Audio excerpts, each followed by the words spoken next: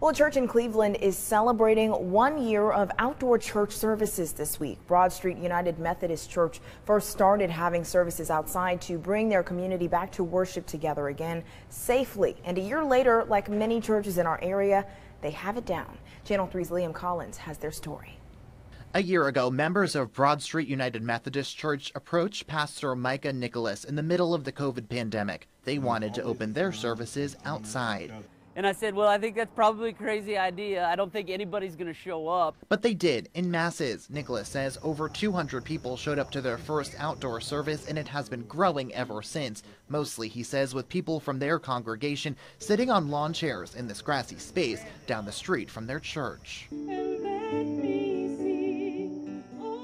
And in that moment, they get to experience the love of God and a church community that cares about them.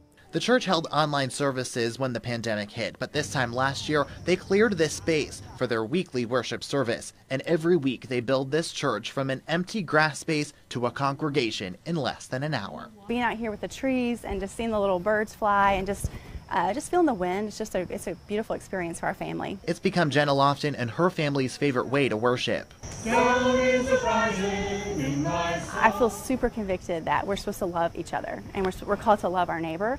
And I feel like this service is a great example of loving your neighbor and taking care of each other. It brings her and her church closer to God, being able to practice their faith through this pandemic, surrounded by His creations.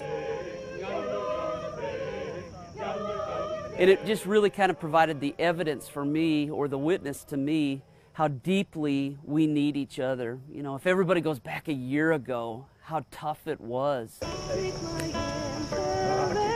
I hope it continues, and if not every single Sunday, maybe occasionally we can do an outdoor service just to remember these times. In Cleveland, Liam Collins, Channel 3, Eyewitness News.